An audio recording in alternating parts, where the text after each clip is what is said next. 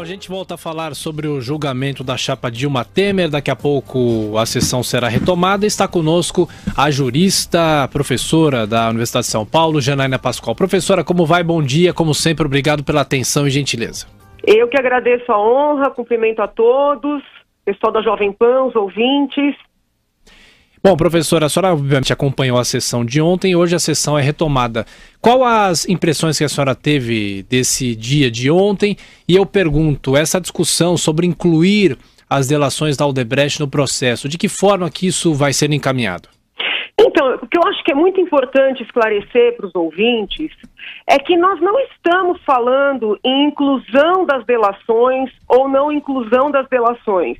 Isso foi o que a defesa de Dilma e Temer, tentou fazer crer que estava acontecendo, mas não é a realidade. O ministro Herman, de maneira muito transparente, vem explicando que ele não pegou prova emprestada, nem do Supremo, nem da 13ª Vara, porque ele ouviu novamente todas aquelas pessoas que fizeram acordos em outras instâncias, como testemunhas. Essas pessoas prestaram o compromisso de dizer a verdade e os advogados das partes fizeram perguntas a essas pessoas, de maneira que ficou garantida a ampla defesa e o contraditório. Então, não há que se falar em incluir delação, não incluir delação, porque a prova foi feita no curso do próprio processo que corre na Justiça Eleitoral. Ontem o ministro Herman foi muito didático e disse que o advogado de Dilma fez mais de 370 perguntas, se eu não me engano, 376 perguntas para as testemunhas da Odebrecht. O advogado de Temer fez mais de 260 perguntas para as testemunhas da Odebrecht. Então, como é que agora eles querem desconsiderar toda essa prova que foi feita no próprio processo, com toda a garantia de contraditório e defesa?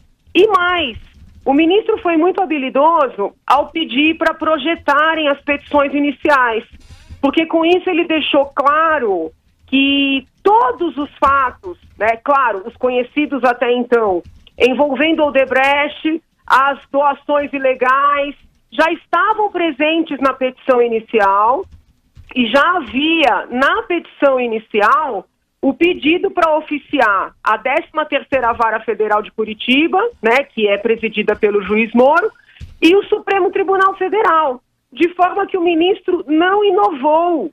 Então, são pontos muito importantes e eu fico até impressionada que, apesar da clareza na explanação do ministro, ainda são veiculadas notícias de que vai se fazer prova emprestada. E o ministro foi além.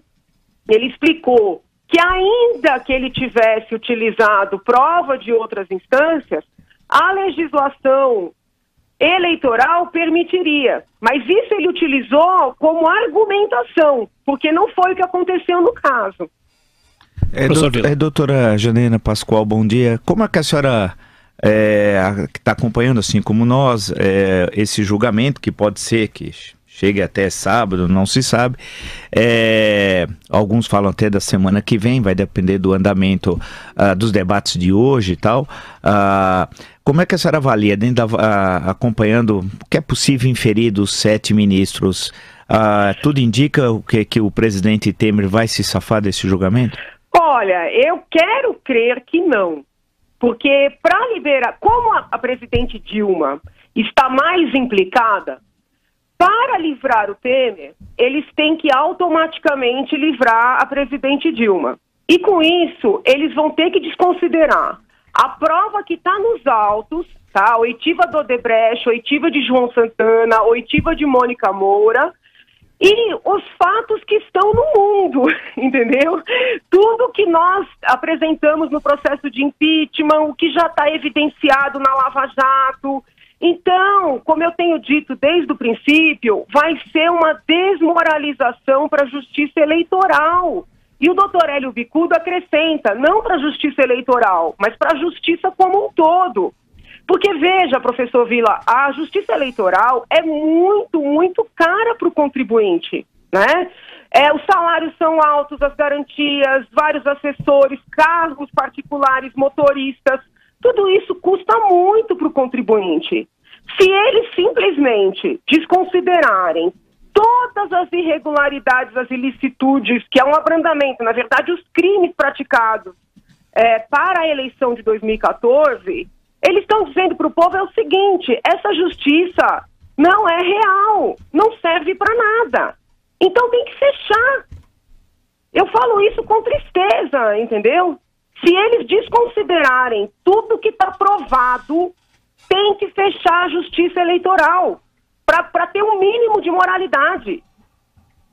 Agora, doutora, só para a gente fechar, acompanhando o julgamento, pode ser que tenha mais tempo, pode ser que o julgamento invada o fim de semana ou até a semana que vem. A senhora acha que é um resultado que pode ser que saia ainda nessa semana, ou é muito difícil fazer qualquer previsão, doutor? O que eu acho é o seguinte: como já há sinais de que alguns ministros vão votar a favor da chapa, por exemplo, eu acho que há sinais de que o ministro Napoleão, que inclusive foi advogado, né, se as notícias forem reais, da chapa em 2010, que o ministro Napoleão vai votar favoravelmente à defesa de ambos. Há sinais de que o próprio ministro Gilmar Mendes, contrariando suas manifestações anteriores, vai votar favoravelmente à defesa. Diante deste quadro, eu acho que é muito importante que o ministro Herman leia todo o seu voto, ou pelo menos as principais partes dele, ainda que isso implique maior demora, para que todos vejam, né, a consistência do seu voto, a consistência da sua argumentação fática e jurídica, para que pelo menos aqueles que vão votar a favor da defesa sofram algum constrangimento, entendeu? Porque existe ali visivelmente uma pressão para o ministro acelerar, para o ministro resumir, né, para o ministro pular etapas. Por quê? Porque se ele simplesmente faz um resumo do voto, fica muito mais fácil, né, fazer um discurso firme, um discurso contundente a favor, né, de questões processuais que o ministro está mostrando por A mais B que não procedem, entendeu? Então eu estou menos preocupada com a demora e mais preocupada com a transparência desse julgamento. Acho que o ministro Herman tem que usar todo o tempo necessário para deixar claro que a absolvição dessa chapa vai ser a desmoralização da justiça. Doutora Janela Pascoal, como sempre, muito obrigado pela sua atenção, pela sua gentileza. Nós vamos voltar a nos falar nas próximas oportunidades. Obrigado. Eu que agradeço. Fiquem com Deus.